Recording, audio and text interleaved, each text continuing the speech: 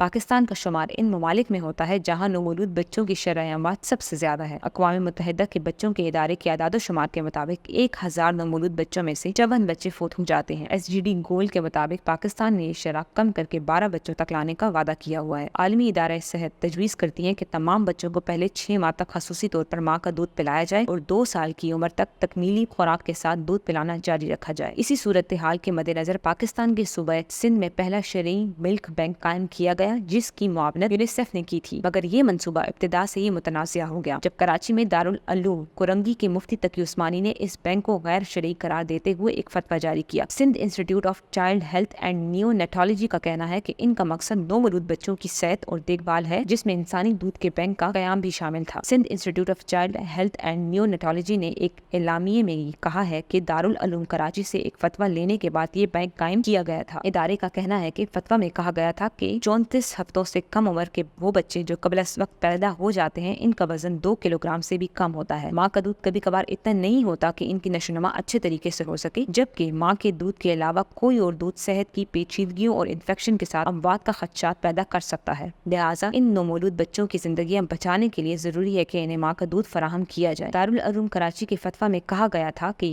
जो भी खवातीन ज्यादा मिकदार में दूध फराहम कर रही हैं, इनका डेटा रखा जाएगा और इन्हें उन बच्चों की माओं के साथ शेयर किया जाएगा ताकि इनका रिकॉर्ड मौजूद रहे। इन फैमिलीज को इस रिश्तेदारी के बारे में आगाह किया जाएगा। फतवा में ये भी कहा गया है कि ये सर्विस ब्लॉक्सी मुआवजे की फराहम की जाएगी, इसकी खरीदो फरोख्त का कोई तस्वर नहीं होगा। मुस्लिम बच्चों को सिर्फ मुस्लिम माओं का ही दूध फराहम किया जाएगा। ये दूध बैक्टीरिया से पाक होगा और सेहतमंद माओं से लिया जाएगा। ये दूध सिर्फ 34 हफ्तों से कम उम्र वाले बच्चों को दिया जाएगा, जिनकी माओं के पास इतना दूध नहीं होता कि वो अपने बच्चों को पिला सके। Sindh Institute of Child Health and Neonatology का कहना है कि दूध बैंक के कयाम में फतवा में मशरूत तमाम नुकात को मद्देनजर रखा गया था। ताहम दारुल उलूम की जानिब से एक नजरसानी फतवा जारी किया गया, जिसकी वजह से उन्होंने इंसानी मिल्क बैंक को गैर फाल करार दिया है। दुबई वजीर सेहत डॉक्टर अजरा का कहना है कि मिल्क बैंक से खवातीन ने बच्चों को डायरेक्ट ब्रेस्ट फीडिंग नहीं करानी थी। वो दूध लेकर हमने इसको बैक्टीरिया से साफ करके फ्रीज करना था और इसके बाद बच्चों को ट्यूब या सिरिंज के जरिए फराहम करना था, क्योंकि 7 माह के कमजोर बच्चे खुद से ही नहीं पी सकते। इस्लामी ममालिक माओं के दूध वाले बैंक पर तकसीम नजर आते हैं। तुर्की में 2013 में अजमीर में मिल्क बैंक कायम किया गया था, जिसकी मंजूरी हुकूमत के ज़ेरे इंतजाम मजहबी अथॉरिटी ने दी थी। इसी तरह मुसलमानों की अक्सरियती आबादी वाले मुल्क मलेशिया में मिल्क बैंक कामयाबी से काम कर रहा है। ईरान में 2022 से ब्रेस्ट मिल्क बैंक काम कर रहे हैं। इस वक्त 20 के करीब बैंक मौजूद हैं। बांग्लादेश में 2019 में मिल्क बैंक कायम किया गया था, लेकिन मजहबी जमातों के एहतजाज के बाद